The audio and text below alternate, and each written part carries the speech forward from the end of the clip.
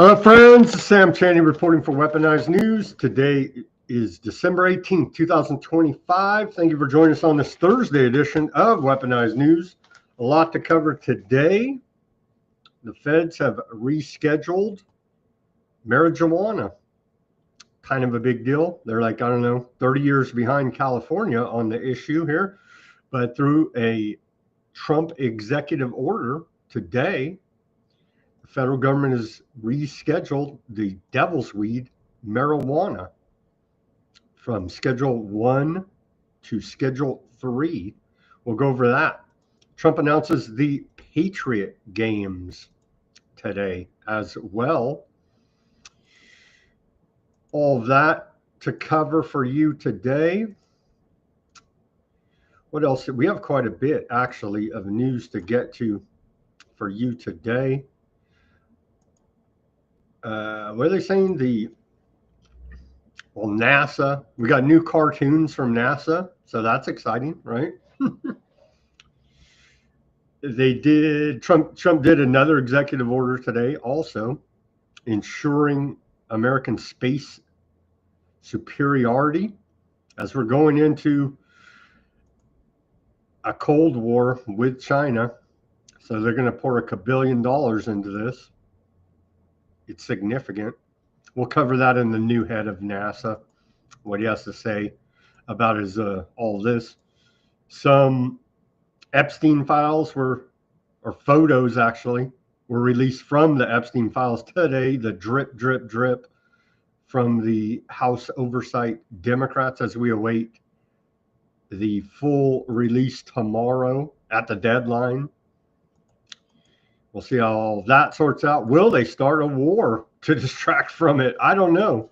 As we await the imminent attack on Venezuela, it did not happen last night, as it was not even, Trump didn't even mention Venezuela. So we're still waiting on that front. And it's good. I don't agree with much, but I do agree when the government does not launch a major war. I don't agree with much they do here now, but I do agree not to launch major wars. And so we're hanging on here, hoping, praying, no war with Venezuela or anybody else. But we are in war. We got to report. We're on the ground. U.S. military is on the ground all over the place, as everybody knows, with bases, but we're like actively engaged. Can't even find it here. Anyway, we'll get to that. We'll cover U.S. military. Where are they at? They're in Somalia, actually, and also Syria as well. So bring all the troops home. Bring all the troops home. How about that idea? What else do we got? Well, they've announced through the Department of Energy a major expansion of technocracy. The Department of Energy announces collaboration agreements with 24 organizations to advance the Genesis mission. And so we're going to go over that, name all the players in the technocracy as we celebrate our corporate government. We have public health news as well.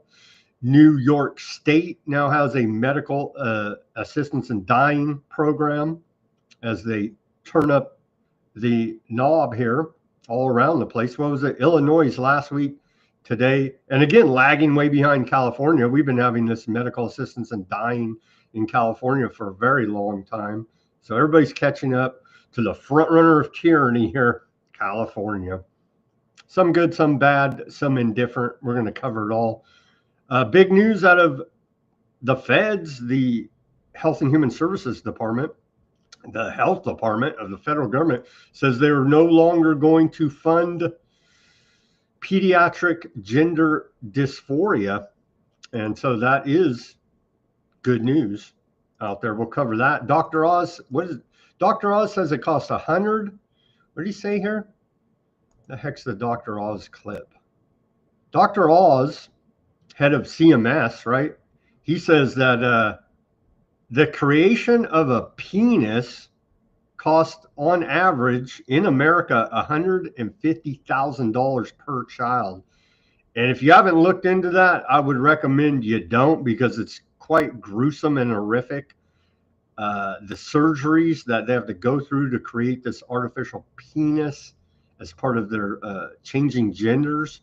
It's like right out of a freaking horror movie. Anyhow, quite expensive and quite lucrative for those butchers that call themselves, liberal doctors. So I'm going to cover all that. What else do we got? We got our Advent calendar. That's the meme today. And so we'll take a look at the federal government Advent calendar. We have geopolitical news as we're waiting. What's going to happen here? Lula, president of Brazil, is offering to mediate some type of diplomatic negotiations between America and Venezuela. China's reaction: oh, America, we're arming the hell out of everywhere, basically. But the latest shipment of arms, and I believe this is all a build-up, so everybody's well armed for open, literal World War III or IV, however you want to say it, but just hot, literal war. You know what I mean? Because we're arming up everyone as much as possible. But U.S. Signed a big arms package with Taiwan. We'll cover that. The genocide continues in Aardvark land over there in Gaza. We have some reporting on that as they're seeing Aardvark on Aardvark crime. Ultra-Orthodox Aardvarks riot in occupied Jerusalem, protesting the draft. So we have some video of that, Aardvark on Aardvark violence. It doesn't get more antiseptic than that, but they'll be praised as heroes, I'm sure. And so we've got all of that and much more on this Thursday edition of Weaponized News for you. Let's go to, and one comment. Let me speak to this comment, and I do appreciate it, from YouTube, actually. We had a comment here on YouTube, I believe 2 days ago. Janelle7284 on YouTube says, the most suppressed channel. Thank you for your important work. Invite a guest with a large following. I tried that. Idea, but I think I appreciate it, Janelle, on the YouTube. And what I found, a lot of times you get a guest with a big following, they don't even share the freaking thing. It's like, whatever, dude. You know what I mean? Sometimes they do. I guess it just depends on the person. But yeah, well, thank you for your sentiment there. And I agree. This is the most suppressed channel here for some reason. We love the aardvarks. We love the feds. We love it all, right? So I don't know what they're suppressing us over, but watch the show long enough and you'll probably figure it out yourself, right? Okay. Anyhow, thank you for that comment, Janelle, on the YouTube. It's very true. And I'm glad somebody can see that, as well as just me yelling into the ether about freedom. Thank you, everybody, for tuning in on this Thursday edition of Weaponized News. On to this day in history. On this day in history of December 18th, we go to the year 1719. Thomas Fleet publishes Mother Goose's Melodies for Children in Boston, Massachusetts. On this day, let me get my dates right here. In 1774, on this day, Empress, well, there's some noticing going on, right? 1774, on this day, Empress Maria Theresa expels the aardvarks from Prague, Bohemia, and Moravia. And so they were noticing in 1774 there in Prague, amongst other territories. In 1796, on this day, we saw the first U.S. newspaper to appear on a Sunday, the Baltimore Monitor. In 1917, on this day, the 18th Amendment to the U.S. Constitution authorizing prohibition of alcohol is approved by the U.S. Congress and sent to the states for ratification. On this day, 1917. And we saw how well that worked out, the prohibition of alcohol. How many people did the FBI kill by poisoning alcohol? Like 10,000 some odd Americans killed by our government to protect us from that thing they said was bad for us, the alcohol. but they killed the people by poisoning the alcohol. Well, it all works out, right? That's why we trust the government. Continuing here. In 1956, on this day, Aardvark land hoisted its flag on Mount Sinai.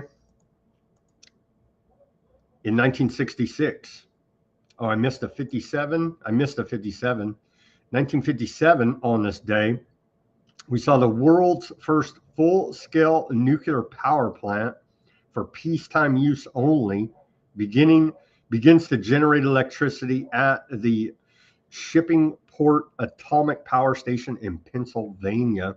And we're still trying to figure out technology, and I do believe they have it, as we've covered here extensively. They do know damn well we have better technology than cooking up nukes to spin a turbine to boil the water to spin the turbine to produce the energy. We have a lot better technology than that, but we're not allowed to have it, as we know here now. In 1966, on this day, How the Grinch Stole Christmas, all-time classic. Dr. Seuss's How the Grinch Stole Christmas airs for the first time on ZBS News. The animated special is directed by Chuck Jones and features the voices of Boris Karloff, June Foray, with songs by Albert Haig. And so all-time classic there, How the Grinch Stole Christmas, first aired in 1966. In 1971, on this day, Operation Push, People United to Save Humanity, was formed by Reverend Jesse Jackson in Chicago, Illinois. And that has really worked out well for them, right? Sad, actually. The next year, in 1972, Operation Linebacker 2, the United States launches Operation Linebacker 2, its heaviest bombing of North Vietnam as negotiations to end the Vietnam War collapse. In 1991, on this day, General Motors announces the closing of 21 plants. And remember, the saying used to be, how GM goes, so goes the nation, something like this. We lost that a long time ago, but you could thank Bill Clinton, NAFTA, GATT, your Congress for globalization. In 1996, on this day, the Oakland, California School Board passes a resolution officially declaring Ebonics a language or dialect. You don't hear much about Ebonics nowadays, but that was a thing. I guess it's still a thing. 1996. Quit talking jive to me. You know what I'm saying? Okay.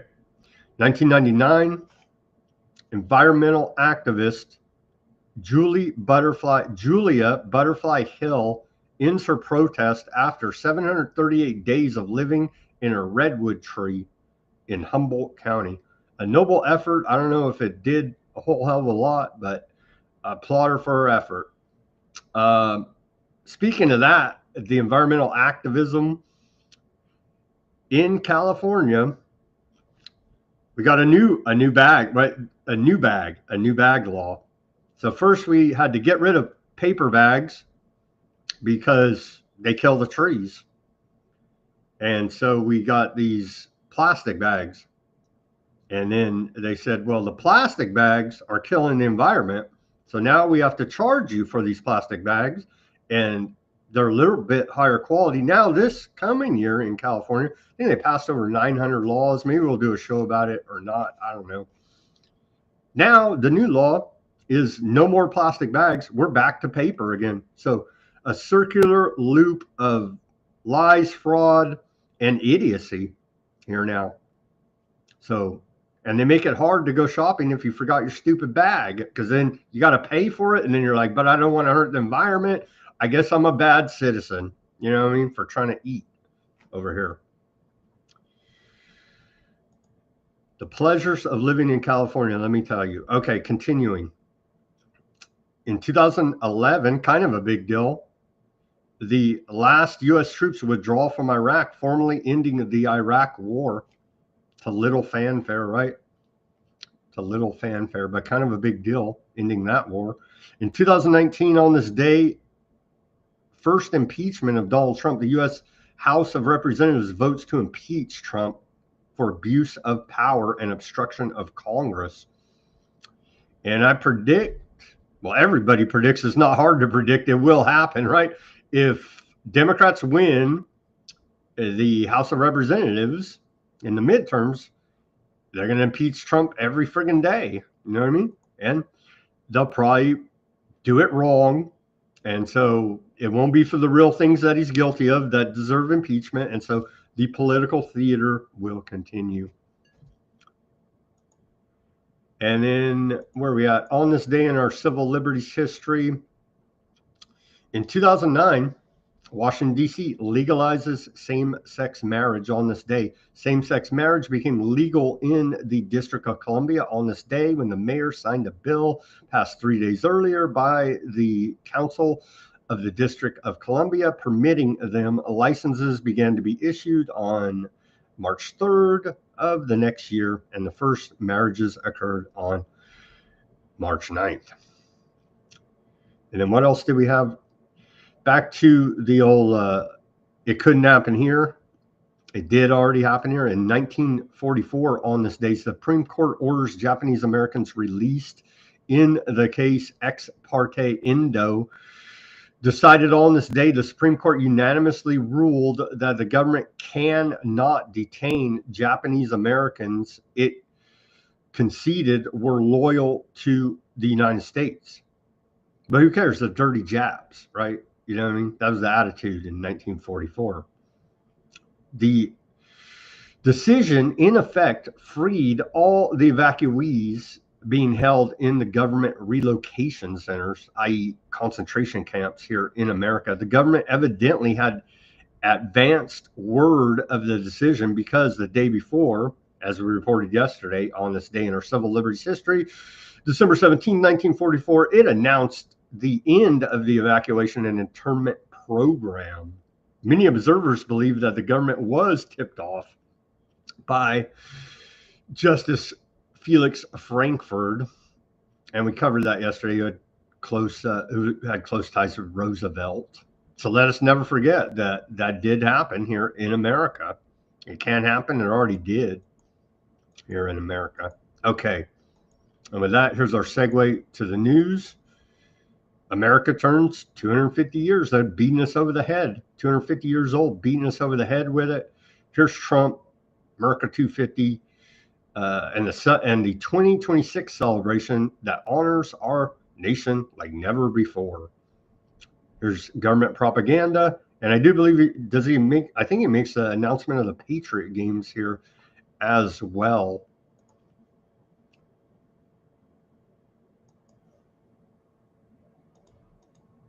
In my campaign for president, I pledged to give America the most spectacular birthday party the world has ever seen for America's 250th anniversary on July 4th next year.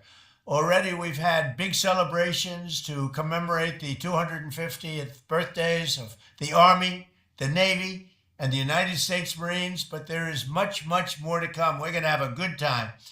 As we ring in 2026, Americans across the nation will see the iconic Washington Monument illuminated with festive birthday lights to honor the start of this historic anniversary year.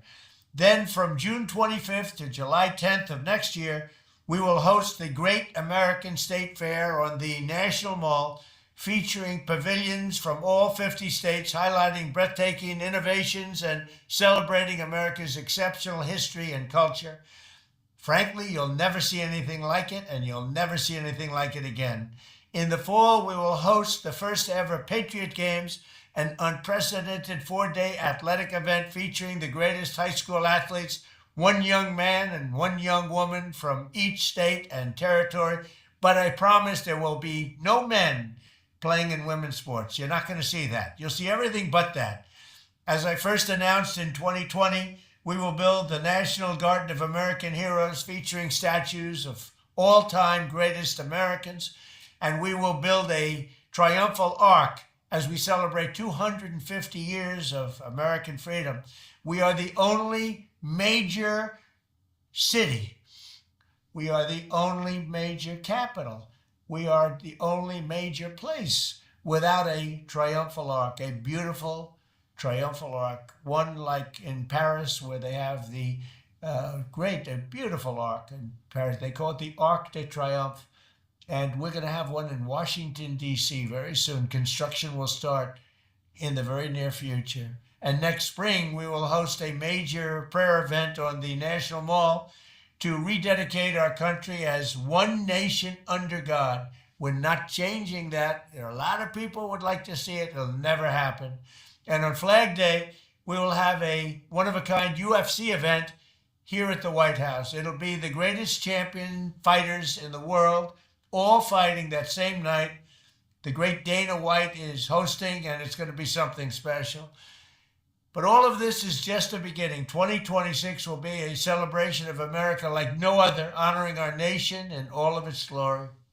To help carry out these exciting plans, we have created a new public-private partnership. It's called Freedom 250. Working with states, companies, and organizations across the country, we will renew the patriotism, pride, and pioneering spirit of America and lay the groundwork for the next 250 years of independence and freedom. This will be a time like you've never had in your lives. America 250. Thank you. I love you all. Public-private partnership, technocracy. Here's America250.org.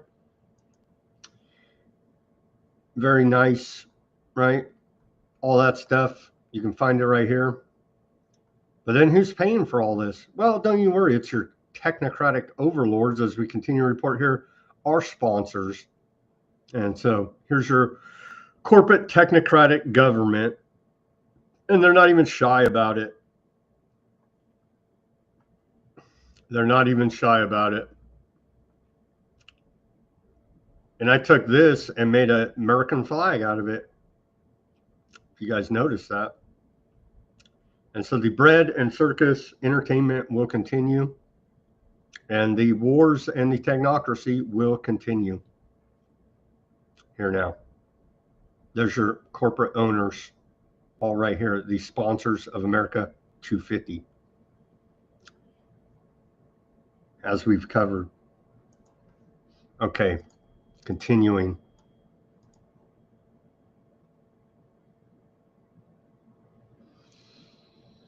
Here was Gavin Newsom's reply to the Patriot games announced there by Trump, i.e. Hunger Games.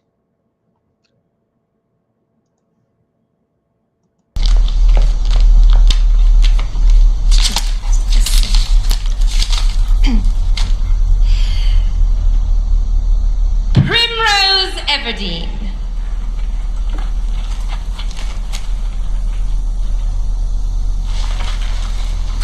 Where are you? Come on up. Well, come on up.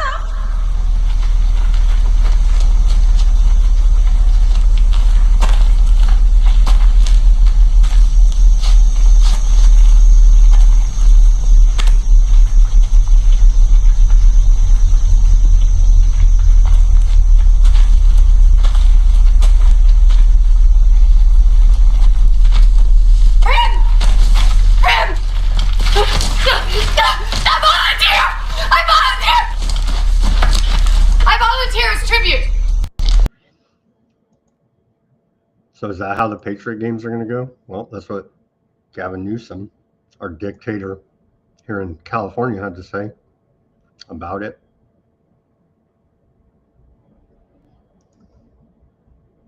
As it's just devolved into clown world, which it's been for a long time, but even these politicians bring back pistol duels and cut all the bullshit.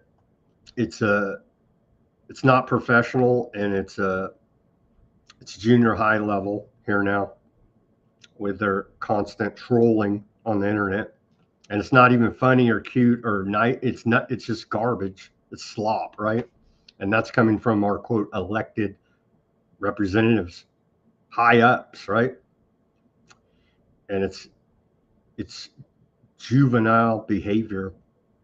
And how anyone can take any of these clowns seriously is beyond me at this point.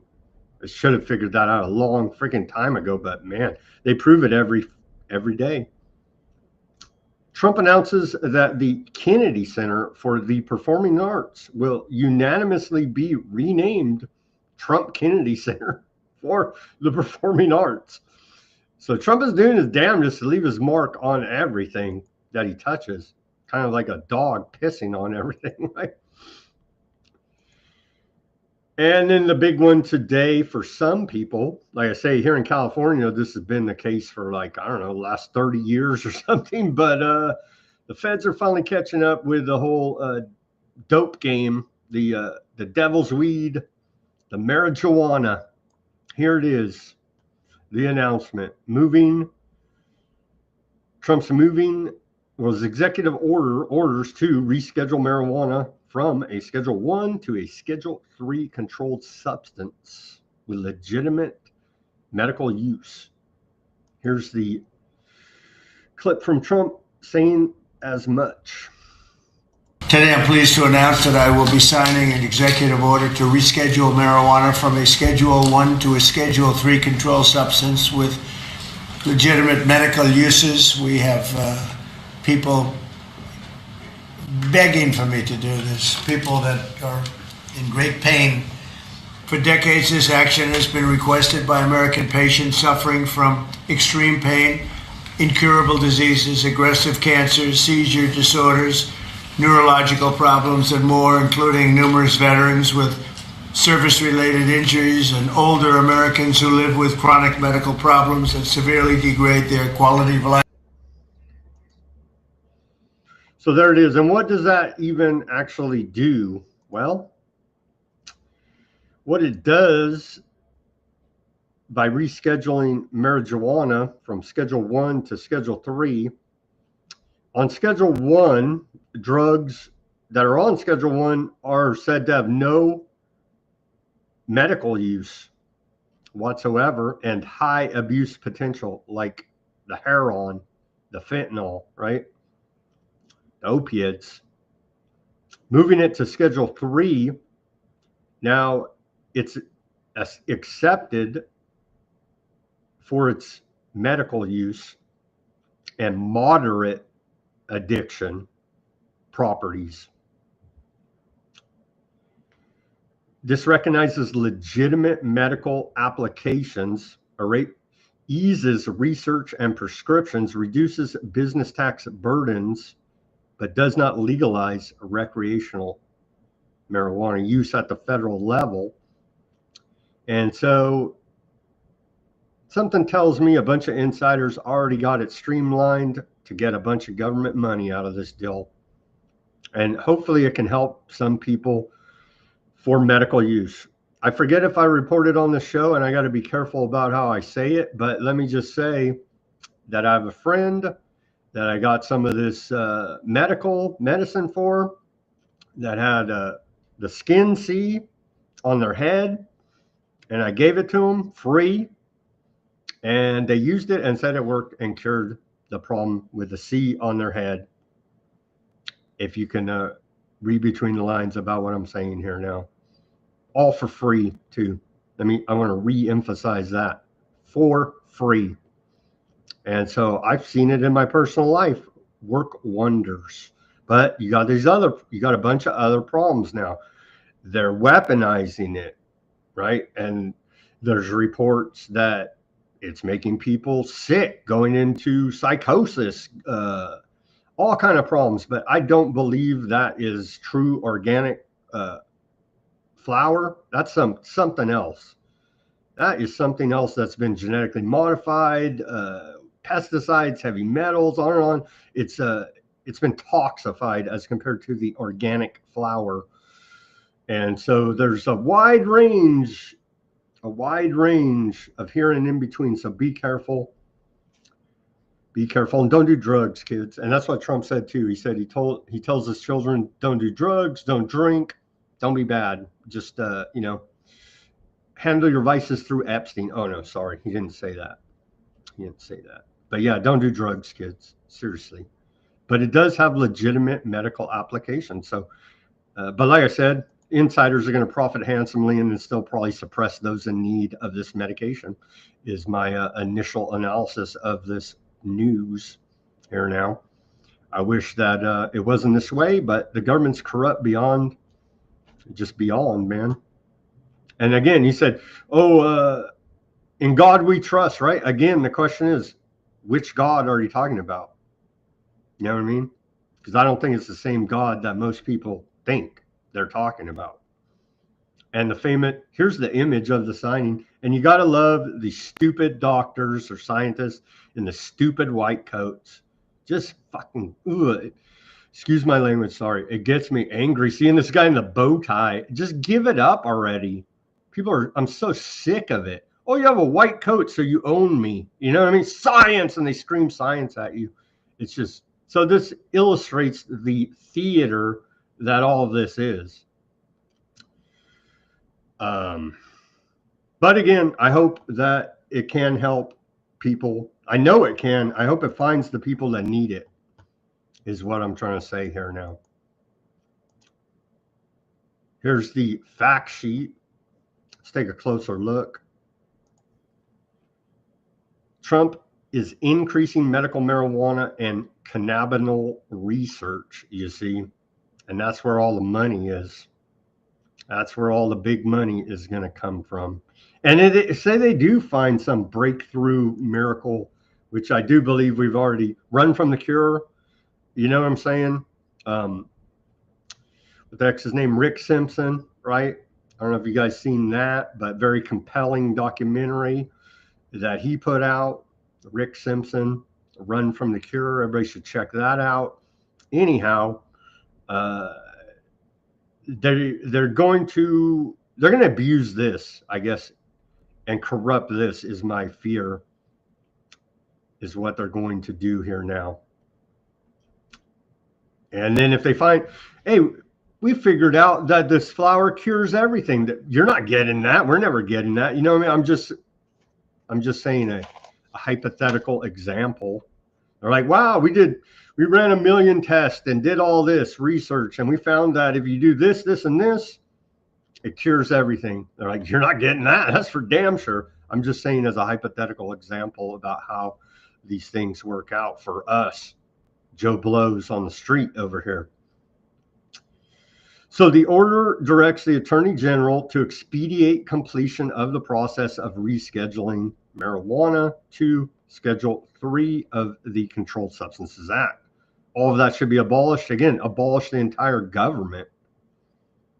And they should have no control over any of this. But this is the tyranny we find ourselves under that we're working through. The order directs the White House Deputy Chief of Staff for Legislative, Political, and Public Affairs to work with the Congress to allow Americans to benefit from access to appropriate full-spectrum CBD products while still restricting the sale of products that pose serious health risks. The order directs HHS to develop research methods and models utilizing real-world evidence to improve access to hemp-derived cannabinoid products in accordance with federal law and to inform standards of care. Removing barriers to research, rescheduling marijuana corrects the federal government's long delay in recognizing the medical use of marijuana and will vastly improve research on safety and efficacy. Marijuana is currently controlled as a Schedule 1 substance, which is defined as having no currently accepted medical use, a high potential for abuse, and a lack of accepted safety for use under medical supervision. Rescheduling marijuana to Schedule 3 is consistent with the 2023 recommendation from the Department of Health and Human Services that recognized for the first time that marijuana has a currently accepted medical use. 40 U.S. states plus the District of Columbia have state or locally sanctioned regulated medical marijuana programs, and HHS found that 30,000 licensed healthcare practitioners are authorized to recommend the medical use of marijuana for more than 6 million registered patients for at least 15 medical conditions. That's, see, they corrupt everything, right? And so they've turned, I do believe, again, there are legitimate medical uses, but they corrupt everything to the point where they'll write you a prescription here in California many years ago. You can just say, I have anxiety. They're like, here, smoke it up. You know what I mean? It's like, come on, man. Anyhow, the FDA reviewed the landscape of medical use of marijuana and found credible scientific support for its use to treat anorexia related to medical condition, nausea and vomiting and pain. I don't know about all that other stuff, but yeah, it will give you the munchies and you will get hungry. You know what I mean? So for sure. Chronic pain affects nearly 1 in 4 U.S. adults and more than 1 in 3 U.S. seniors, and 6 in 10 people who use medical marijuana report doing so to manage pain. Honestly, I've never used it to manage pain, so what do I know? They're saying it works. It might work. It may work. But they, you know, they're not, it's not the smoking it, I don't believe. They're making it into like balms, into lotions, into all these different type of things you can do with that flower. And so I don't believe any of this really has to do with smoking it at the end of the day, which is the picture most people get in their mind when you think of marijuana. I do anyway. Maybe I'm corrupted here. I probably am.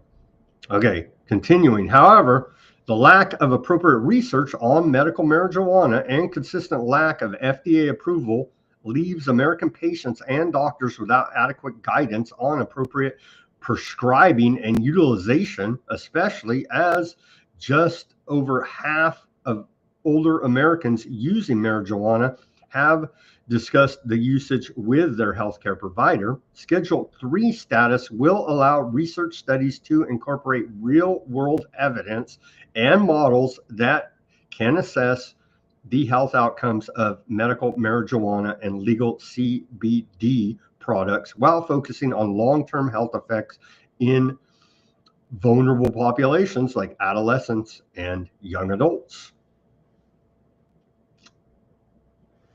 And what else here? I think those are the key points. But again, it just feels like the insiders are going to profit handsomely. I hope that Joe Blow and Payne out there, or whatever other use they need it for, can get access to said medical marijuana. A little bit more from Trump. Always blame the Democrats, right? But it's the entire government here now. And he's half right. He's half right. I don't know why we have to extend. This could be done rapidly if the Democrats would come along. We have a problem. The insurance companies own the Democrat Party. They own it. And the Democrats having a hard time. They give a lot of money to the Democrats. Very little money to Republicans, by the way. A lot of money to Democrats. And they're going to have to decide, do they want to do the right thing, or do they want to be beholden to the insurance companies? They're making a fortune. I want the money to go to the people. Go ahead, Oz. How would you say that? I agree with the president. We have some ideas out there. Congress is working. I agree as well, but it's not just the Democrat. Who's that Cassidy dude that sits on one of these boards that's blocking all the miracle reform? You know what I mean? He's a Republican. There's a bunch of Republicans on the take from insurance, from pharma. It's the government. What are they saying there in the chat? In the old days, reefer made you a devil communist. Deaf ear, Max says over there. Didn't Reefer Madness, that propaganda movie, didn't they say if it's going to cause the blacks to to rape white women. I do believe that was some of the propaganda behind reefer madness, the devil's weed. Yeah, I'd probably turn you call me too. Here's a cancer doctor. Let's hear from this cancer doctor. Seems genuine to me.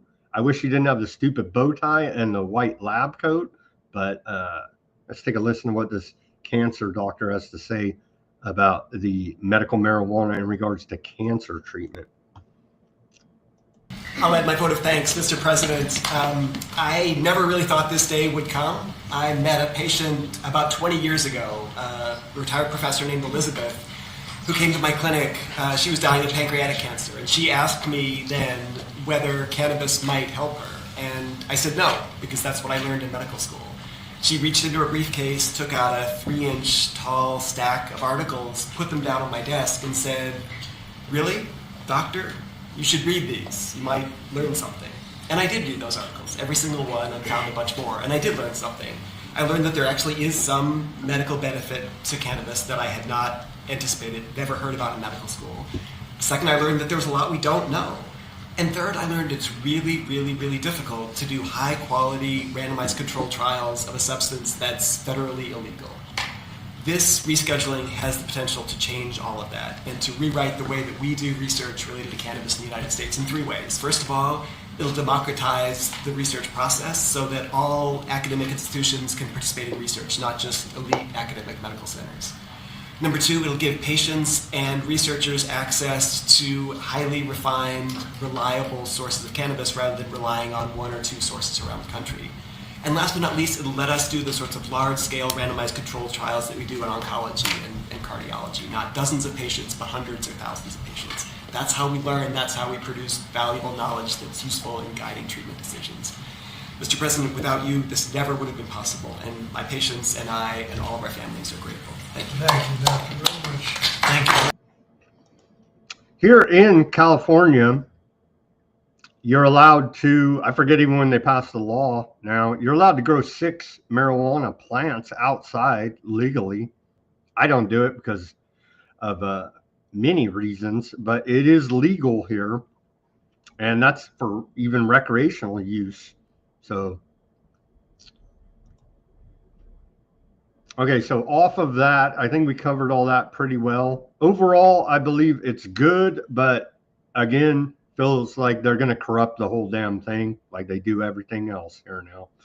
So maybe we'll get some solid studies that you can cite and say, look, give me the good medicine. Maybe hopefully some way, someday. Again, if you haven't seen it, go check out old Rick Simpson Run from the Cure documentary. It's just search it up and I'm sure you can find it there. Okay, continuing here. Discrimination against white men, whitey bad, right? We're told, will be investigated for violating U.S. civil rights law. The EEOC is committed to identifying, attacking, and eliminating all forms of race and sexual discrimination, including against white male applicants and employees. But they told me before that, minorities can't be racist against whites due to systemic racism. But turns out, I don't know. Let's take a listen to this clip and see what you guys think. They're saying this is going to cause some more lawfare, frivolous lawsuits. Don't be a victim. I'm Andrea Lucas, chair of the U.S. Equal Employment Opportunity Commission. Are you a white male who's experienced discrimination at work based on your race or sex? You may have a claim to recover money under federal civil rights laws. Contact the EEOC as soon as possible. Time limits are typically strict for filing a claim. The EEOC is the federal agency charged with enforcing federal anti-discrimination law against businesses and other private sector employers. The EEOC is committed to identifying, attacking, and eliminating all forms of race and sex discrimination, including against white male applicants and employees. Check out eeoc.gov to learn more and read our one-page explainer about DEI-related discrimination. Yeah, maybe we're going to have to take a look at that. We're going to have to take a look at that. Ensuring American space superiority. And Denver said it better than me. He said, yeah, anytime he starts using flowery language for industry takeover and centralization, there you go. In regards to the marijuana, indeed. Ensuring American space superiority executive order was also issued today. We're in a cold war, space race, however you want to put it, Cold War with China on many different fronts here now, on the space race, on AI, on South China Sea. I guess that's not a Cold War, but these other two definitely are. So they say, federal government, Trump administration says, returning Americans to the moon by 2028 through the Artemis program to assert American leadership in space, lay the foundations for lunar economic development, prepare for the journey to Mars, and inspire the next generation of American explorers, establishing initial elements of a permanent lunar outpost by 2030. 2030, UN Agenda 2030. A lot of stuff is supposed to happen by the year 2030 here now. We're only, 4 years away? 4 years away. To ensure a sustained, see, they threw in that language, goals for sustainable development, UN Agenda 2030. Some of this language, man.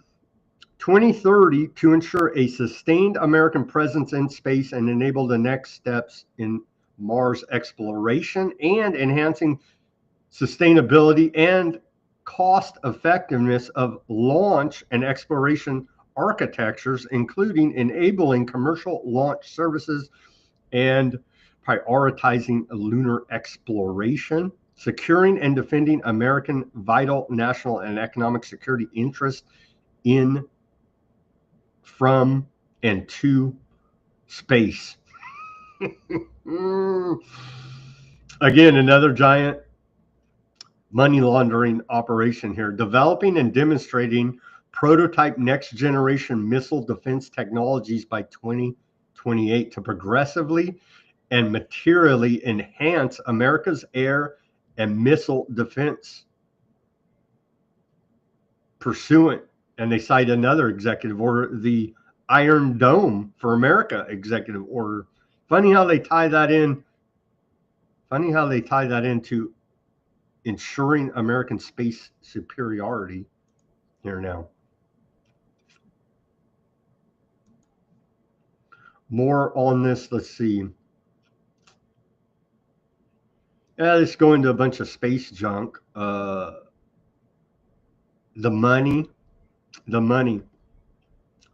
Growing a vibrant commercial space economy through the power of American free enterprise by fostering economic growth, attracting at least $50 billion of additional investment in American space markets by 2028 and increasing launch and re-entry cadence through new and upgraded facilities, improved efficiency, and policy reforms.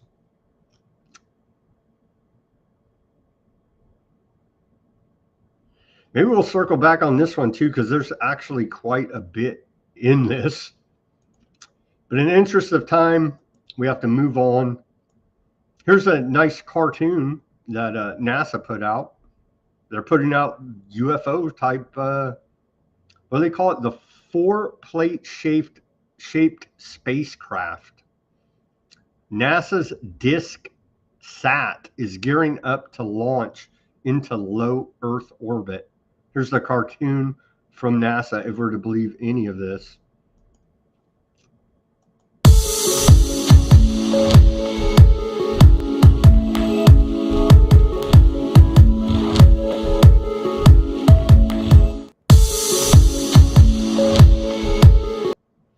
And so that's clearly a cartoon, right? That's clearly computer generated AI. Here, what is DISC-SAT, you may ask? A giant money laundering operation? No, I added that part. Here it is from NASA, right? Here it is from NASA. Think outside the CubeSat box. Oh, that deal they put on their head in aardvarks? Oh, no, they're talking about something else here. As we still try to sort out, why are they all worshiping this black cube, right? Very occult Saturn worship.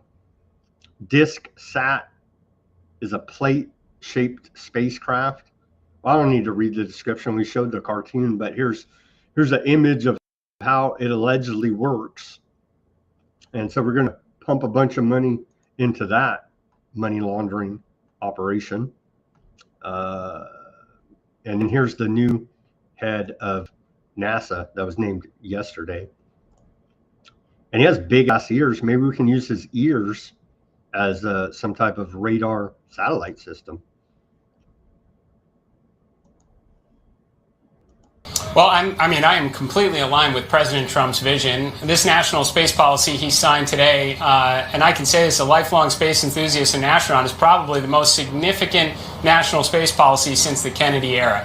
So my objective is to ensure that President Trump's vision is achieved, and ideally ahead of schedule. So you talked about a return to the moon.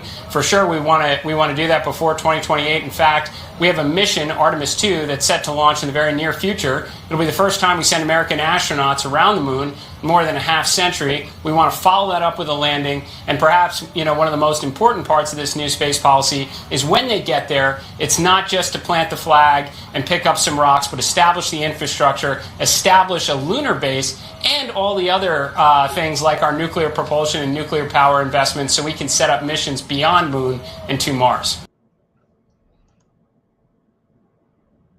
Jared Isaacman, the 15th NASA administrator there.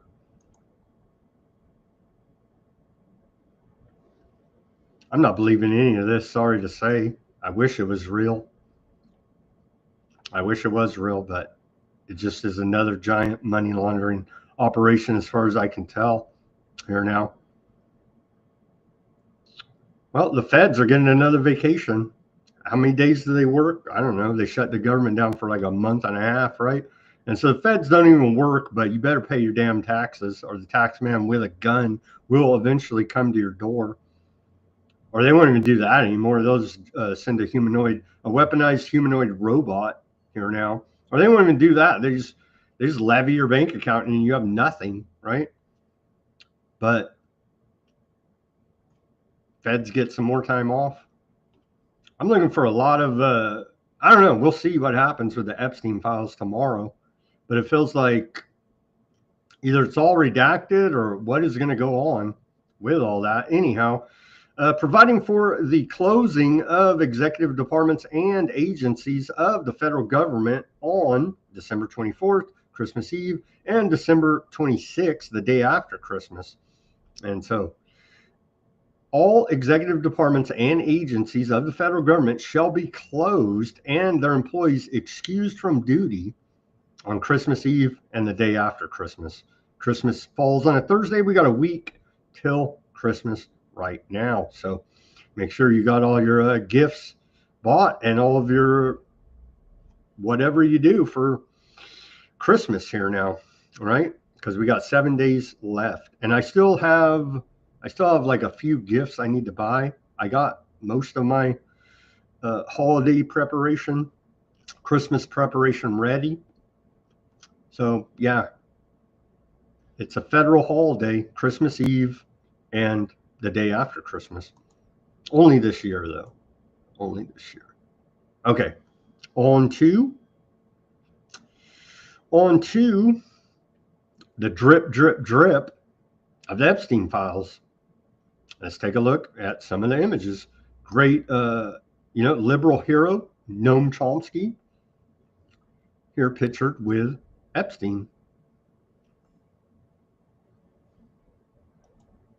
And again, this was released by the Democrat House Oversight Committee. They found a bunch of passports for women. There's Bill Gates. Of course, they X that out. That may be who he cheated on with his wife on, one of them, anyhow. text message. I don't know. Try to send someone else. I have a friend, Scout. She sent me some girls today, but she asked $1,000 per girl. I will send you girls now. Maybe someone will be good for Jay. Name, age, height, all that stuff. Well, 18. And what else?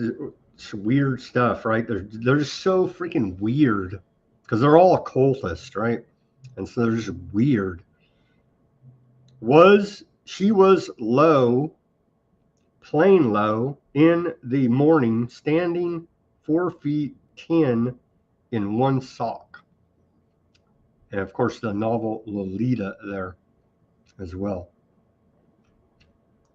And so we don't really know the context of any of these photos, but it is rather incriminating to even be part of any of this. Here is Epstein with victims. I'm assuming they're locked out there. The famous massages, right? This guy loved massages, as it was a code word. What else? There was a couple others. Do we have any others? Nothing really that groundbreaking. Oh, great. Mr. Right-wing populist, Mr. MAGA, Steve Bannon. Steve Bannon out there deceiving MAGA conservatives. So there he is again. We saw these photos. These are just different angles from the, maybe even a different time, as he met a lot with Epstein, actually. Old Steve, sloppy Steve here. Sloppy Steve.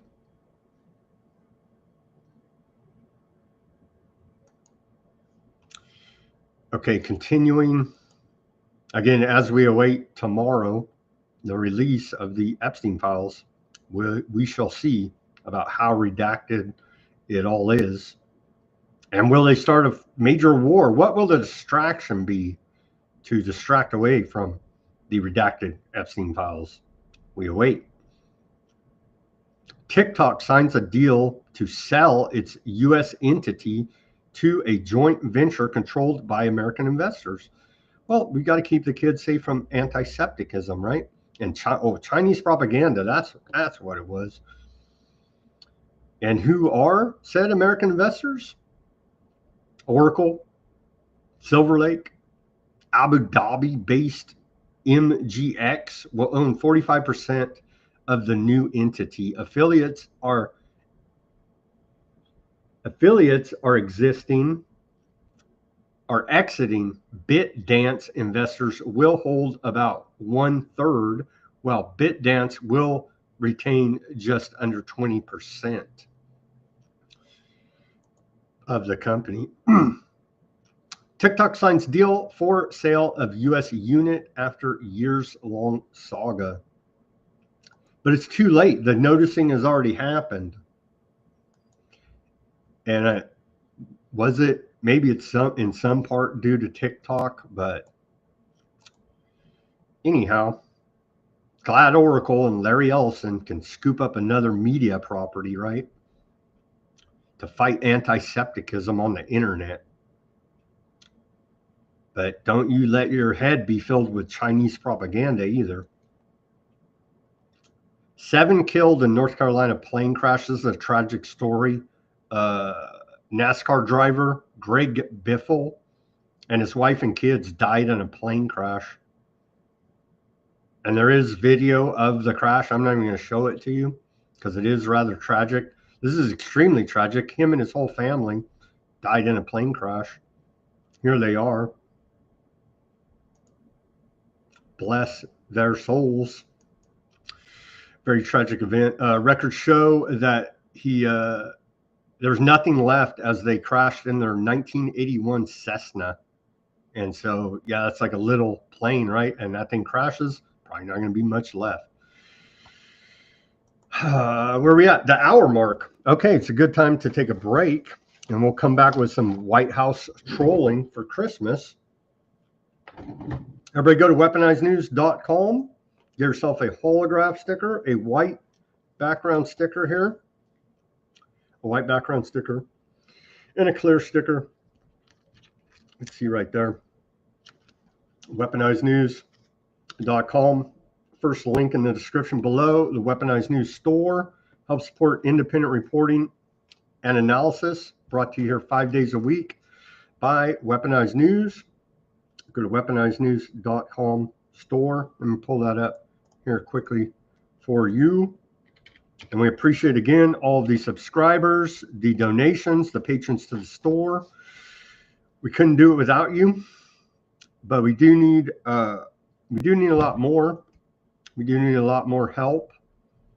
And so that's why I keep offering new products. Apparently I can't ship to Europe or Canada. I don't know. I got to sort that out. And so as I've developed this business unit of Weaponized News, you come to learn there's a lot of work on the back end administrative side of things as well. But anyhow, enough of me bitching about that. Those are my problems, not yours. Your problem is to help me, if at all possible. And again, I do appreciate it. And we're trying to offer some good items over here at the store, working through all of that for this Christmas. And we're probably almost out of time for shipping. But here's the Weaponized News Christmas glass Christmas ornament right there for your Christmas tree, or however you may display your ornaments. Weaponized News glass Christmas ornament. Go to weaponizednews.com store, and you can find a bunch of t-shirts, pet ID tags, shot glasses. We may make up something, I don't know, make up something for the marijuana, moving the schedule. I don't know. Anyhow, there's a lot of t-shirts, hats, shot glasses, and Christmas ornaments over there for you. For your patronage, it's much appreciated. Weaponizednews.com store. Thank you for your support. Welcome back to the second half of Weaponized News on this December 18th, 2025, Thursday edition. And now we take a look at the White House trolling with the sombreros, backhanded racism, and that never hurt anybody. Here it is.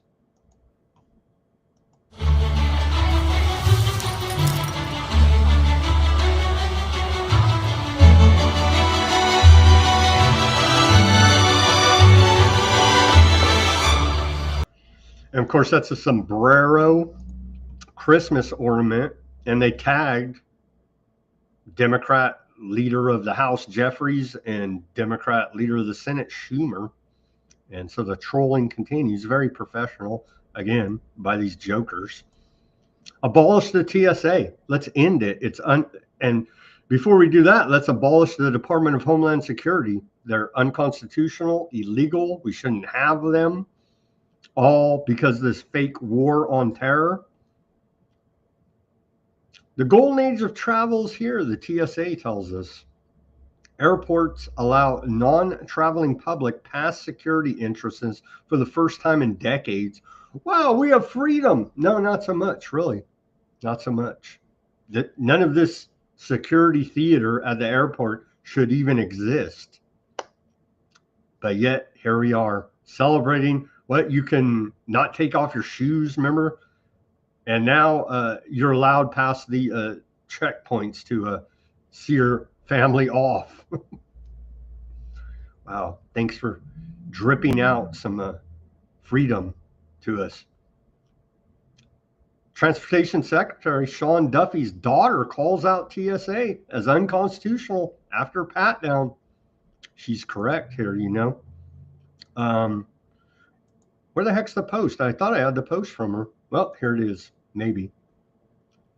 Sean Duffy's daughter was shaken down by the TSA at the airport. So I guess maybe family of insiders high up government are not immune. Here's her post. Here is her post. Avita Duffy Alonso said, I nearly missed my flight this morning after the TSA made me wait 15 minutes for a pat down because I'm pregnant and didn't feel like getting radiation exposure from their body scanner. The agents were passive aggressive, rude, and tried to pressure me and another pregnant woman into just walking through the scanner because it's, quote, safe. After finally getting the absurdly intrusive pat down, I barely made my flight. All this for an unconstitutional agency that isn't even any good at its job. Perhaps things would have gone more smoothly if I'd handed over my biometric data to a random private company, Clear. Then I could enjoy the special privilege of waiting in a shorter line to be threatened like a terrorist in my own country. Is this freedom? Travel brought to you by George Orwell, and the privilege of convenience based solely on your willingness to surrender biometric data and submit to radiation exposure. The golden age of transportation cannot begin until the TSA is gone. Well, bravo there, getting your dad's ear, getting old Ice Barbie's ear and tell them all resign. And all of this is true, right? All of this is true, what she's saying. But wait till you, hopefully we could educate her on technocracy. You know what I mean?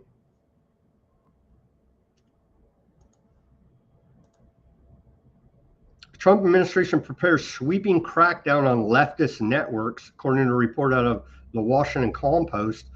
The Trump administration is embarking on an expansive effort to root out what it sees as rampant left-wing domestic terrorism, raising concerns among some security experts and lawmakers that broad categories of Americans' political speech could come under surveillance. You're already under surveillance. But apparently they're going to turn the screws on, quote, Antifa. In a memo from the Justice Department obtained yesterday by the Washington Compost, it said for all federal law enforcement agencies to coordinate delivery of their intelligence files on, quote, Antifa and Antifa-related activities to the FBI so they can further cover it up. Oh, no, I didn't say that part. Bondi has tasked the agency with using those files to draw up lists of Americans and foreigners to investigate as part of a campaign directed by President Trump against what his administration views as a growing threat of political violence from the American left. Left-wing organizations have fueled violent riots, organized attacks against law enforcement officers, coordinated illegal doxing campaigns, arranged drop points for weapons and riot materials, and more, the White House said.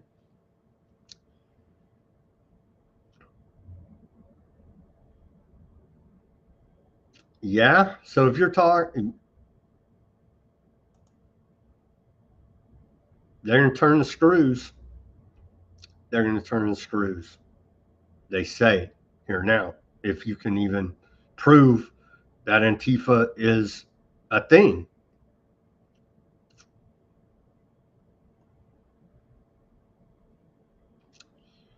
So watch out, left-wingers. Talking about Antifa.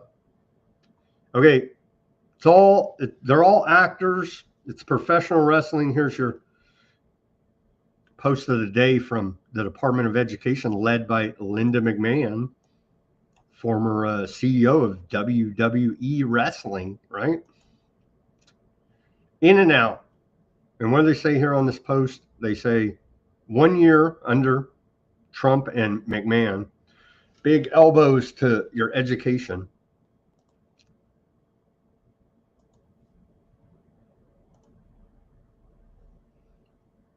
No audio on this clip. Return on investment for college degrees, parent empowerment, civil disclosure of and freedom from inquiry, science of reading is in and out is majoring in gender studies, bureaucratic bloat, censorship and safe spaces, declining reading scores. Well, the government is still weaponized, but now they're just saying, oh, it's the bad left-wingers now. And when the Democrat get in there, it's going to be the bad right-wingers. But the same said government is still weaponized. When again, if we could ever figure it out and pull our heads out of our own rear end here, we'd go back to the old Occupy Wall Street. It really is the 99.9 against the 0.01. But the government uses classic balkanization, divide and conquer techniques to keep us blaming Republicans, Democrats, liberals, conservatives.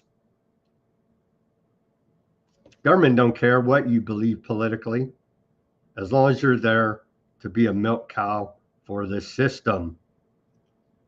Someday, some way, we'll figure this out as America fights over politics during Christmas. Very sad state of affairs that the system has us in. Break the mind control. So there's massive fraud going on over there in Minnesota from the Somalis, apparently. Let's hear this report. The magnitude of fraud in Minnesota cannot be overstated. It's staggering amounts of money that have been lost, says U.S. Assistant Attorney, as more fraud is uncovered, bilking taxpayers out of billions. All on Governor Tim Walz's watch. Walz is a menace to society. Go arrest them then. This is coming right from the White House, right from U.S. attorneys. So again, with the strong rhetoric, bring back pistol duels or go arrest this fool or shut your freaking mouth. Anyway, here's the U.S. attorney with a bunch of inflammatory rhetoric about Tim Walz. Iceberg I saw ahead. Something's fraud that's much larger than what's been visible to the public. When I said that, it wasn't hyperbole or rhetoric, it was a warning. And today I want to talk and I want to show here a sense of what that iceberg looks like, because I think people deserve to know what that is and how big this problem is, because we can't solve the problem until we grapple with the size of it. So the Center for Medicare and Medicaid Services pulled the claims data for these 14 programs dating back to 2018. And those 14 programs in Minnesota have cost $18 billion since 2018, and more than $3.5 billion in 2024 alone. So that's a sense of the magnitude of the problem. These are the 14 Medicaid programs, which is just a part of Medicaid, these waivered services that have been flagged as having issues with program integrity and fraud. Now, I'm sure everyone is wondering how much of this $18 billion was fraud. That's it's not the $1 million question, that's the $18 billion question. The answer is far too much, and the task ahead of all of us is not only figuring out how much of that money was fraud, because we know a significant amount was, but figuring out how to put an end to the fraud in our state and get control of it. So let me end with this before I take questions. The magnitude of the fraud in Minnesota cannot be overstated. It's staggering amounts of money that have been lost. Pay your taxes. About half of Medicaid's $18 billion in claims paid to Minnesota programs may be fraudulent. We just heard that, right? Or he said he didn't even know how much. That's the $18 billion question. We're still waiting for somebody to get in trouble. We'll get some low-level Somali that can barely speak English. They'll say, that's the mastermind, right? And again, Dimmer says here that U.S. government we are presented is about as real as the fights in WWE. But you believed it when you were a kid, right? I believed it when I was a kid, right? I believed it when I was a kid, like 9 years old. But it's sad that that's the mentality and intellect of the average American, apparently, is that is the intellect of a 9-year-old child to believe any of this. But what does make it believable is men in black uniforms with guns. And so they will make you believe it one way or another here now, won't they?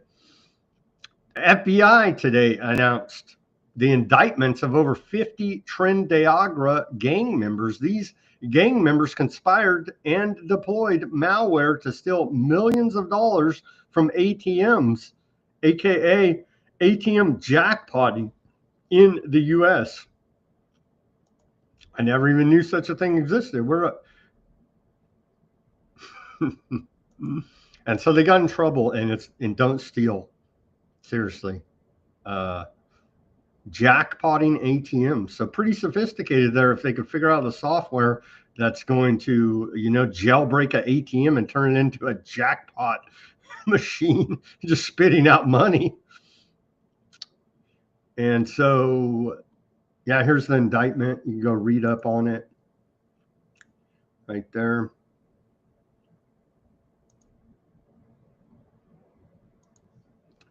All right, continuing. InfraGard. Remember InfraGard? No, I do.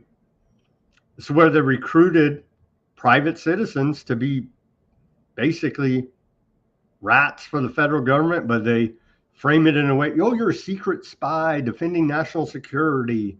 You know what I mean? InfraGard. Well, it's back. It never left.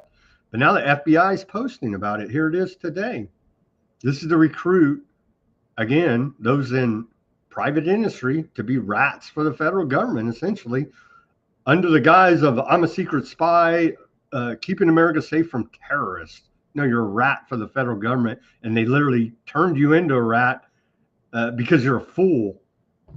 And here it is. Want to be part of protecting U.S. critical infrastructure? InfraGard, a partnership program between the FBI and members of the private sector, is now accepting applications for new members. You can sign up to be an undercover secret spy for the feds here now, if you're a real piece of garbage.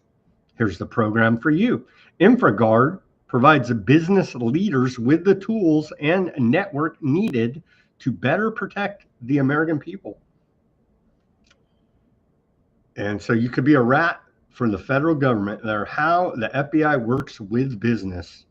Should not even be happening at all.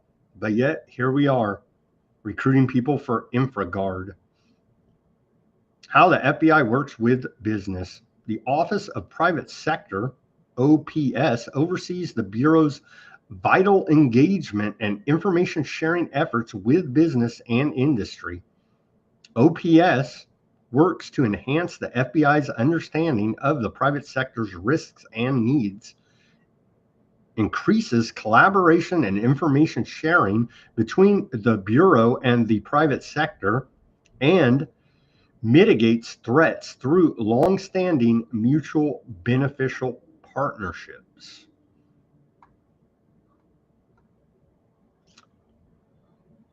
So yeah, there you go. Make me want to throw up. Go be a rat for, join up with InfraGard and be a rat for the feds. Meme of the day from Department of Homeland Security. They put out two. Dear illegal aliens, fly home for the holidays. And so they are consistent in this messaging. 'Tis the season for mass deportations. Does Santa have some illegal aliens in that bag? I don't know. We have to ask that question, though, don't we? And then,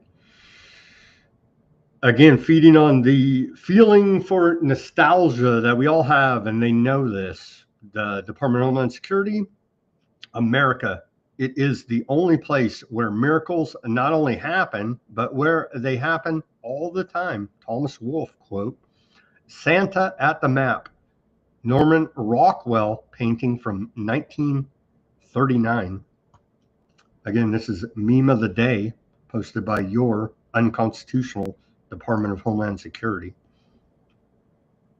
And it's not really even a meme. It's a It's Santa at the Map, Norman Rockwell painting. Extra Good Boys and Girls there. And he's mapping it out, his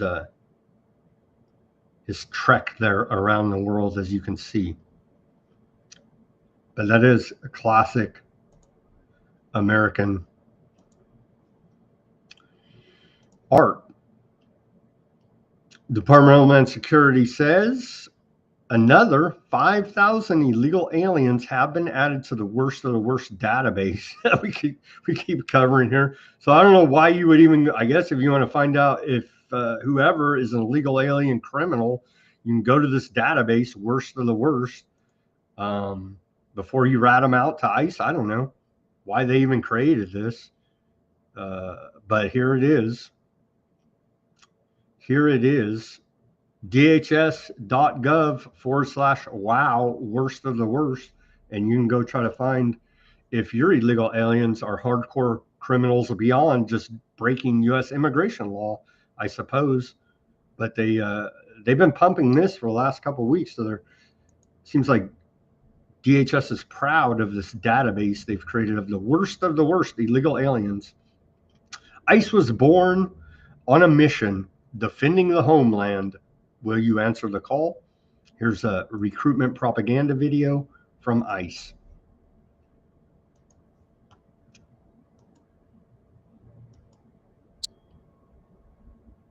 September 11th, 2001. Nearly 3,000 Americans lost because terrorists were here illegally. From that day, ICE was born. America's first united immigration, counterterrorism, and homeland security effort.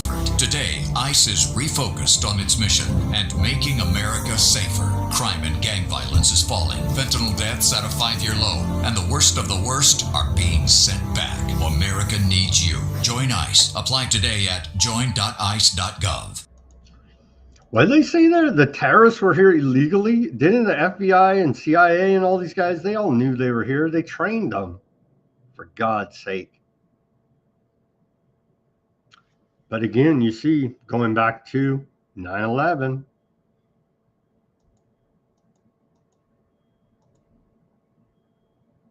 on to public health. Neuralink victim or patient, I guess we shall say, posted this. This is my first X message using my BCI Neuralink. So this guy is claiming, John L. Noble, he's a disabled paratrooper over there in UK. He's saying he literally made this post on X with his mind using Neuralink. He probably did, you know what I mean? But good for him, I guess. But this is scary stuff, man. When they start mandating everyone take a brain chip, watch out. We're on that path. New York governor, you may be mandated to take a brain chip, and if you don't agree, you'll be put in a MAIDS program for mental illness in our very near dystopic future. Just saying, I can see that as one vision of the future here now. New York Governor Holschool yesterday signed the MAIDS program for New York State. Here it is. And of course, it's always for your own benefit.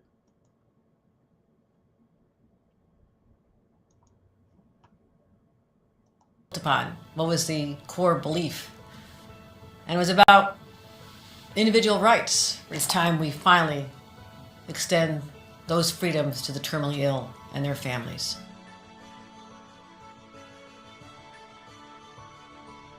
As I sat and talked to our incredible advocates, some who've been on the journey for a decade, I said 2 words come to mind. One is courage and one is love. Someone touched them in their lives, someone that God put into their lives, that they loved so deeply, that they continued on a journey, not knowing how it would end, but they never gave up. He got to a point where she said, no more surgeries, this is it. His The last 3 months were really, really rough. This law that I've now. So people that are victims of Rockefeller medicine, after they butcher you all up and you're in so much pain and misery, you want to die, well, now you can sign up for the MAIDS program there in New York. Isn't it compassionate of them? Here is Dr. Oz talking about the creation of a penis cost, on average in America, $150,000.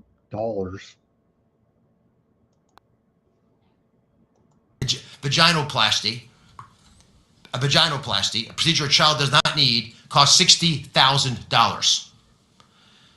Shockingly, a phalloplasty, the creation of a penis, costs on average in America, according to this data, high quality, $150,000 per child. I do believe, with doing some work, that these prices have continued to increase with increasing manufacturer demand. And I must point out, increasing manufacturing demand. So you too can get a fake penis for $150,000 per child here, but not anymore, funded by the feds. No more public funds for sex rejecting treatment for kids. Oz wrote in an op-ed in the Washington Compost.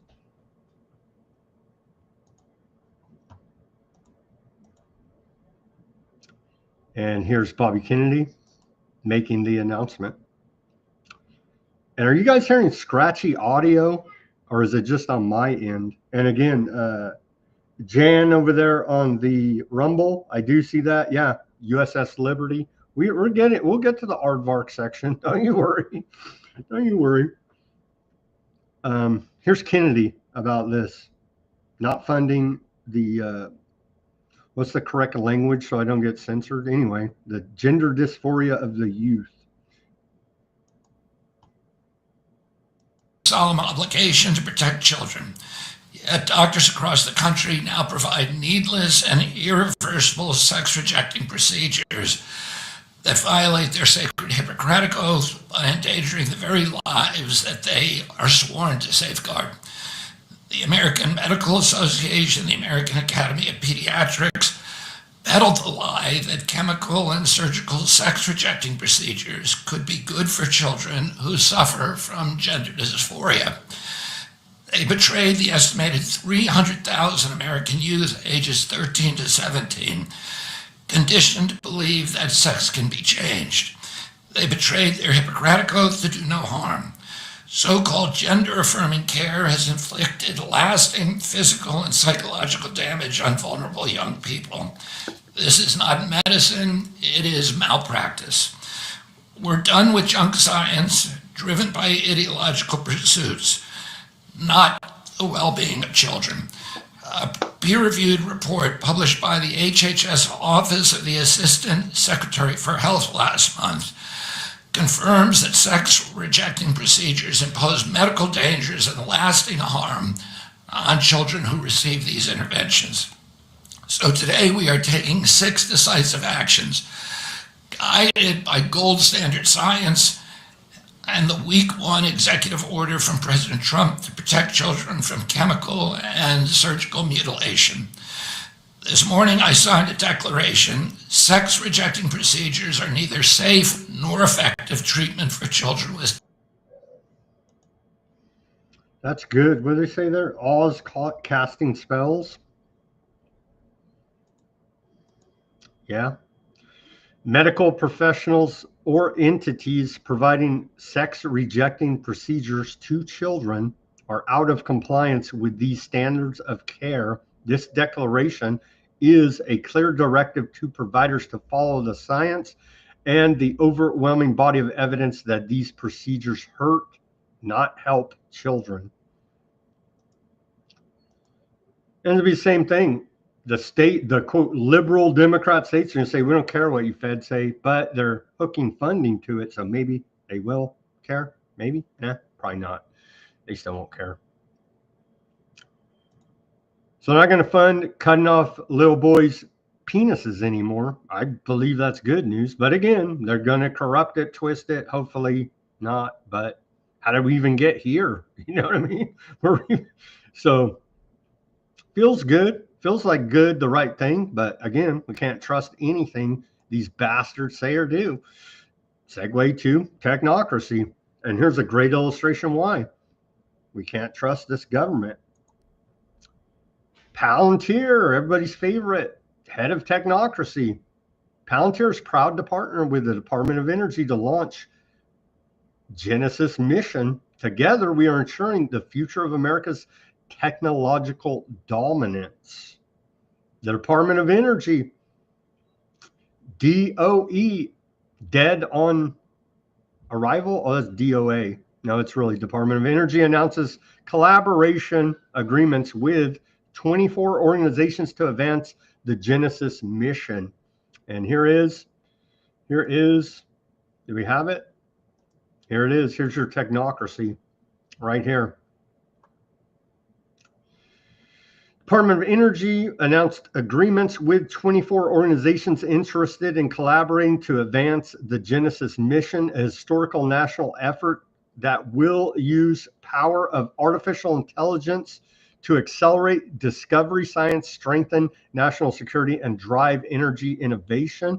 The announcement builds on Trump's executive order removing barriers to American leadership in artificial intelligence and advances his America's AI action plan released earlier this year. We've covered it all here now at Weaponized News in great detail. A directive to remove barriers to innovation, reduce dependence on foreign adversaries, and unleash the full strength of America's scientific enterprise. Today's announcement of 24 new research partners is only the beginning of technocracy. Yeah, this is the beginning. As we deliver on Trump's mandate to bring the entire scientific community, including companies, universities, nonprofits, and federal agencies, into the Genesis mission, said Assistant to the President and OSTP Director Michael Kratsios. Harnessing cutting-edge AI for science will dramatically increase the productivity of American scientists and researchers.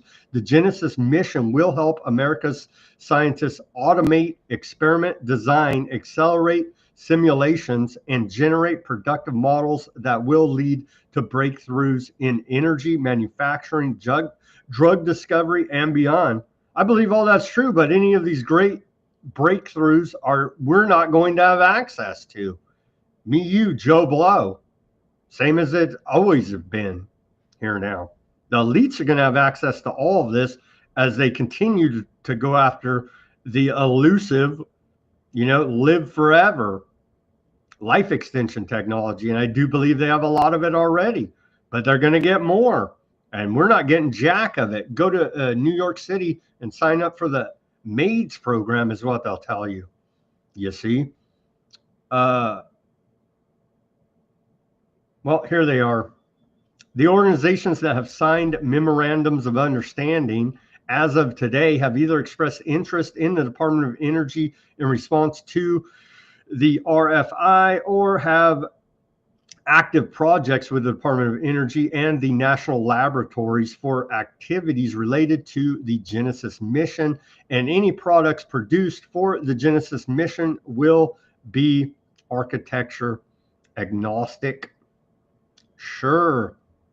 The organizations include, and this is your technocracy, the beginnings of it, like coming into real life this is not the beginning, right? It started way back when, in the 1920s or whatever. But now it's coming into fruition, is what we're at the end of the beginning. So this is the beginning of the end of the beginning, if that makes sense. Accenture, AMD, Anthropic, Armada, Amazon, Zebras, CoreWeave, Dell, Driven Data, Google, Grok, Hewlett Packard, IBM of Holocaust fame, right? Intel, Microsoft, NVIDIA, OpenAI, Oracle, Periodic Labs, Palantir, Project Prometheus, Radical AI, XAI, XPRIZE. Department of Energy looks forward to future convenings with private industry collaborators, academia, and philanthropy to expand the number of qualified contributors. The department continues to welcome submissions, so you could sign up to be at the beginning of the end phase of implementing technocracy here now. And so a lot of great programs coming out of the tyrannical federal government covered here today at Weaponized News. It's also wonderful in the golden age. And then on to the meme of the day, or as our thumbnail, from our Advent calendar from merrychristmas.gov. And this is the celebrating today the Unigrid system for National Park Service. 1977 is where this image allegedly originally came from, according to the federal government. Massimo and Leela Vignali's Unigrid system brought coherence to National Park Service brochures by standardizing layout, type, grid, and format across hundreds of publications. Its modular design ensured clarity, beauty, and consistency at a national scale, becoming a landmark achievement in federal graphics systems. Maybe that's the plane they flew into. Oh, never mind. Anyhow, yeah. And we even got a book breaking down how the Statue of Liberty is an occult symbol, right? That book's at Weaponized News, I believe. You can get the e-copy for like $7 or something. Anyhow. And Peter Duke always talks about they're lying to us about the definition of liberty, or they've twisted it in such a way, right? They've twisted it in such a way that the powers that be, that shouldn't be, understand liberty as what they allow us to have, and not saying we have inherent natural rights from our creator, right? So it's kind of sophisticated, but not really if you understand the powers that shouldn't be see liberty different than you and I may see it. If that makes sense. Hope it did. Okay, moving on here to geopolitical news now, as we await the impending attack on Venezuela, Colombia, Mexico. Here is U.S. CENTCOM propaganda. So the big propaganda right from the U.S. military.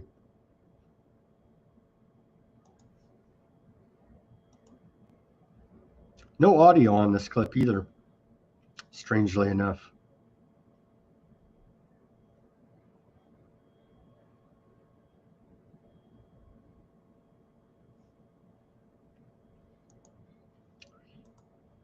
That's from CENTCOM. They put it out today. They launched a drone off of another drone boat. Maybe I think it's manned with humans. They say Bravo Zulu, U.S. Navy forces in the Middle East are advancing war-fighting capabilities in new ways, bringing more striking power from the sea and setting conditions for using innovation as a deterrent. And that's a quote from Admiral Brad Cooper, head of CENTCOM commander.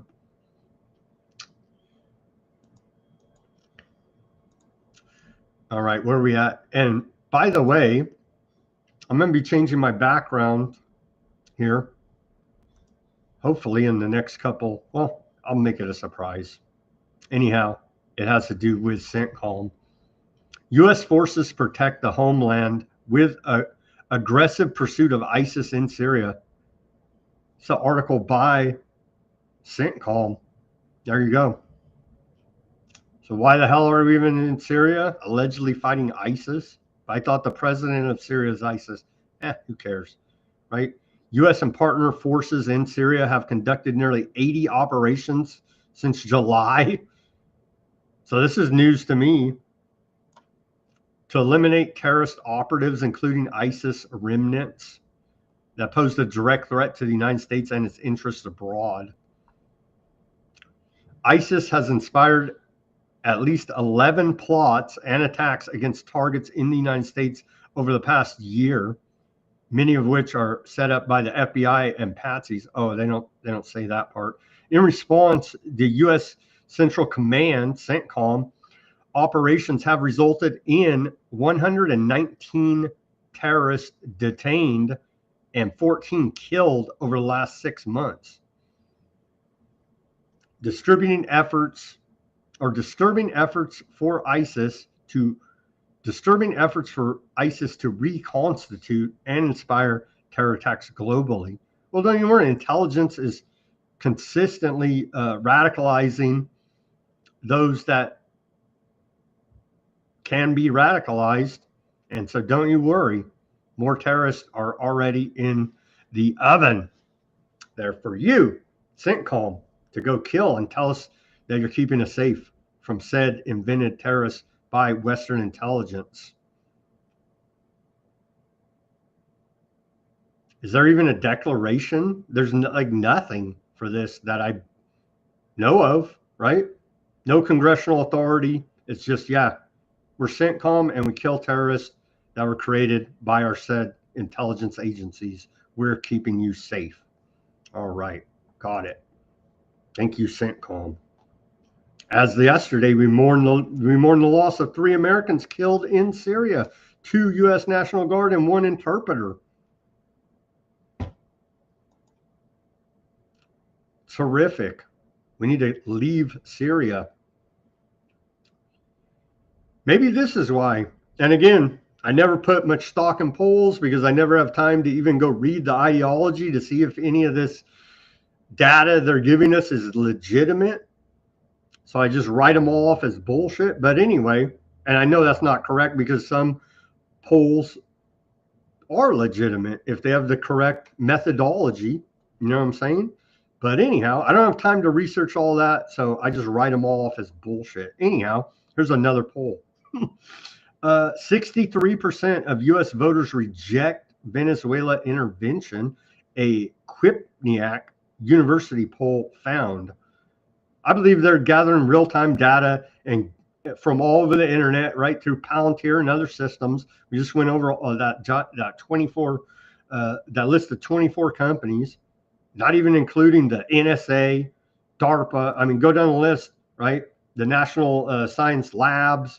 Anyway, they're gathering data and they know damn well what the public sentiment on any and every issue is at any specific time, right? They know damn well. But anyway, back to what Joe Blow, you and me have access to, Quinnipiac University poll data. And that says that 63% of U.S. registered voters oppose military action inside Venezuela. Well, good, if it's true, if we could believe this. The survey showed 63% of registered voters opposed such action against Venezuela. Well, 25% supported it. There's 25% MAGA idiots, right? According to this poll out there that, hey, we can convince them, maybe, possibly, but it can't be confrontational, right? There's a whole methodology now that we can't get into due to the interest of time of how to frame these questions to help lead people along to get them to, you know, pull the wool off of their eyes, so to speak. That 25% that's buying the propaganda that somehow it's in our interest to start a war with Venezuela because because the government's keeping us safe from fentanyl. Oh, I forgot this part on our event calendar. I'm going to add this for you guys. And it has a little button right here. You can get fentanyl. So you get fentanyl dropping from the sky. No, I think it's supposed to be snow, but Anyhow, that little button right there, right? Anyhow, back to the news.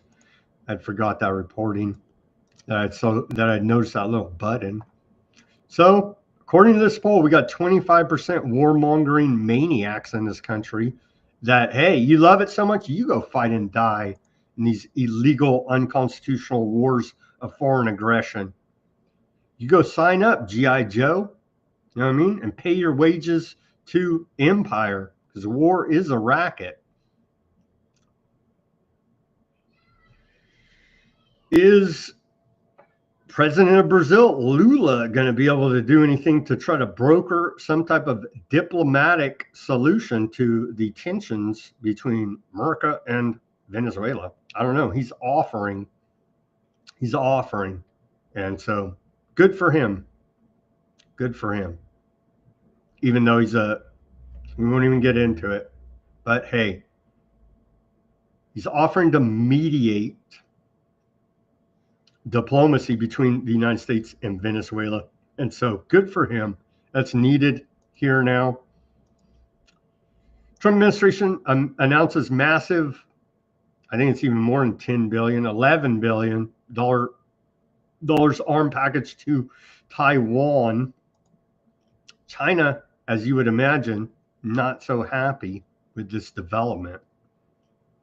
Beijing strongly condemned a newly announced $11.1 billion U.S. arms package for Taiwan, warning that the deal crossed a red line in China-U.S. relations and constituted a serious violation of its sovereignty. The warning followed Washington's announcement of the arms package comprising, and let's go through, I'm not even going to name it all, a bunch of military equipment. You know what I mean? And so China is definitely seeing that as a threat.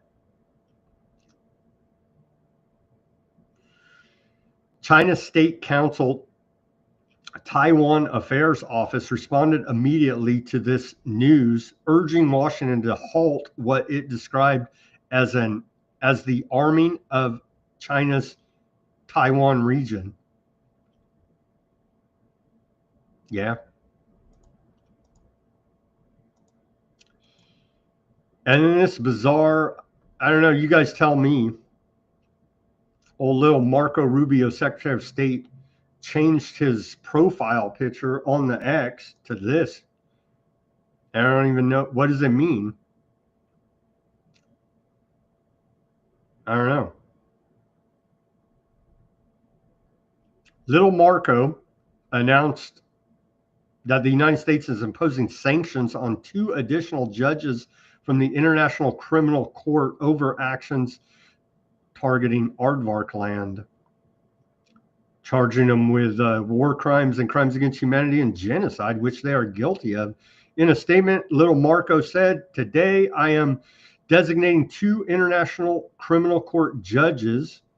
I can't even pronounce their names. I'm not even going to attempt to. So they're sanctioning them. So have fun trying to operate in the Western banking system under sanctions. It's extremely difficult. It's an act of war that the United States State Department has waged on the International Criminal Court there in retaliation for its findings of Bibi, Gallant, and others being guilty of genocide. And nobody talks about this that I hear except for antiwar.com and Weaponized News. Not many others even talk about it or care because nobody seems to notice. Nobody seems to care. U.S. launches at least 4 more airstrikes in Somalia as a record-shattering bombing campaign continues. The United States has launched at least 116 airstrikes in Somalia this year. A record. And that's reporting out of antiwar.com. So imagine that. A record bombing campaign that literally no one knows or cares. Pretty amazing there. Pretty amazing. Why are Somalis over here in Minnesota doing all this crime? You're blowing their country up with 116 airstrikes. I don't know, maybe don't let them in the first place? Or even better yet, how about we just get the hell out of Somalia and let them do what they must? But we can't here, as the global police of the Anglo-American established empire. It's our responsibility to go ahead and attack cavemen in Somalia for your freedom, of course. 116 airstrikes, unprecedented. Nobody seems to notice. Nobody seems to care. It's a damn crime. And as per usual, intense strikes across southern and northern Lebanon by the IDF. I thought there was a ceasefire. Well, ceasefire means intense airstrikes, apparently, in aardvark language. Brussels, there's big protest over there by farmers. Here's some protests by farmers in Brussels. 10 injuries reported and 2 arrests. This is from earlier today. Here's some video of said protests.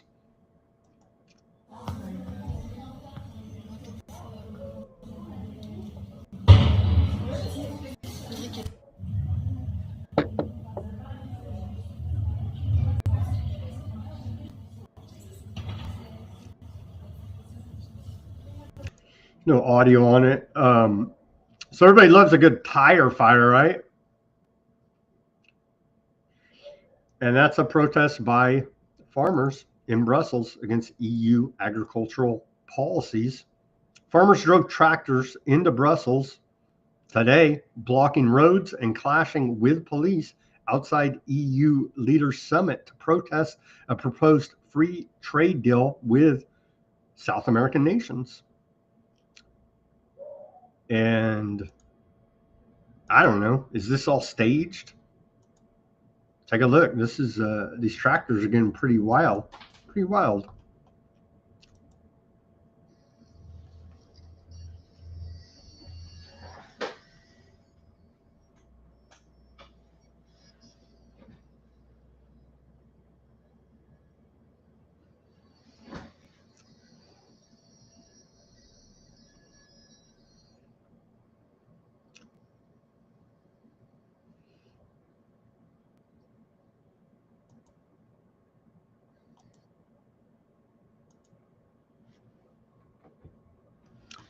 All right.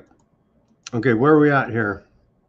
We got like 10 minutes left. Let me blast through this. Lukashenko of Belarus, the head there, communist dictator, essentially. We used to interview a guy from Belarus during the bat times, and he said it's they're still seeing the remnants of the Soviet Union there and the old communist system. And so he says, Lukashenko said that, listen, they accuse us of oppressing aardvarks, but in Belarus, for example, half the government are aardvarks. Where are we oppressing anyone? Quite an admission there, right?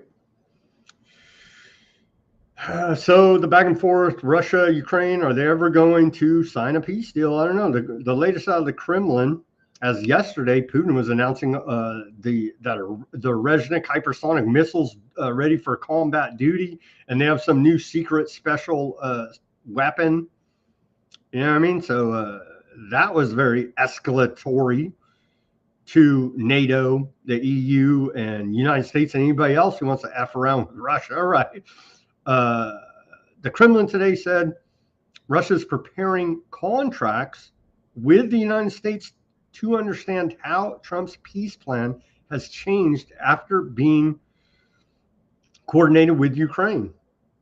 So maybe, possibly, we can stop the Russia-Ukraine war here. Okay, so there's no aardvark conspiracy, right?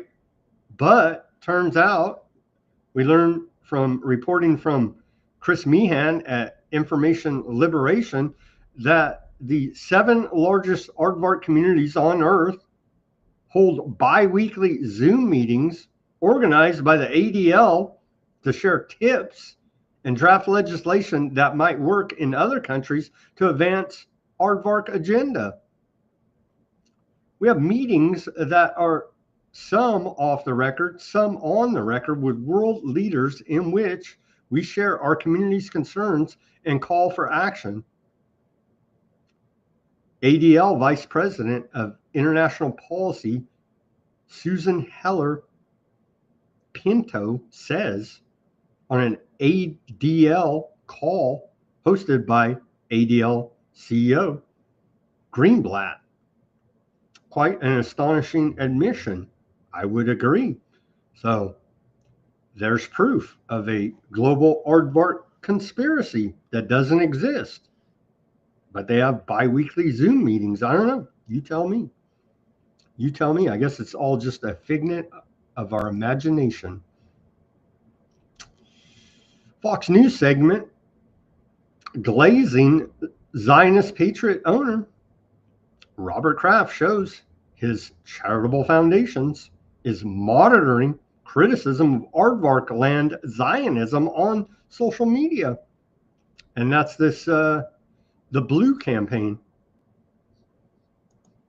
The heck's it called? I wanted to play the clip, but I think we'll pass. Anyhow, know that the Patriots owner, Robert Kraft, big Zionist, don't be antiseptic. Well, there's a ceasefire peace in the Middle East for the first time in 3,000 years, Trump tells us.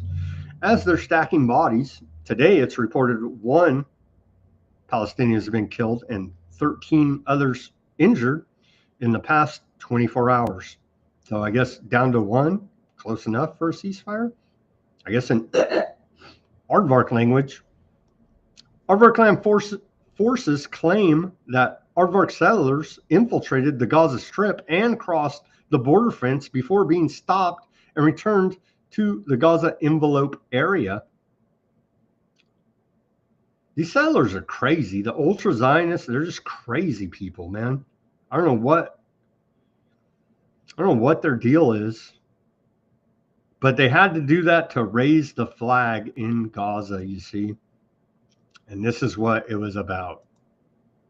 Isn't that good of them? Raising the flag in Gaza. And here are said maniacs raising the flag in Gaza. Because, you see, they're taking it all. They're taking it all as we continue to report here at Weaponized News, the Greater Aardvark Land Project. They're taking some of Lebanon. They may take it all, hell. They're taking Lebanon, parts of it for now, with an eye on all of it. They're taking parts of Syria. They've already taken parts of Gaza, right, with the new yellow line, edging them closer to the sea. And so, yeah, they're going to take it all. They're going to take it all. And they're raising their flag there already. Raising their flag already.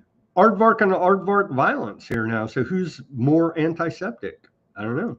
That's a very challenging question here now as ultra-Orthodox aardvarks riot in occupied Jerusalem to escape arrest for draft dodging. National Security Minister and consummate provocateur Ben Gvir called attacks on police a red line. And I do believe I have some video of aardvark on aardvark violence here. So shouldn't these police now be put on the bad list of being antiseptic? Dare I say? No, not according to Zionists.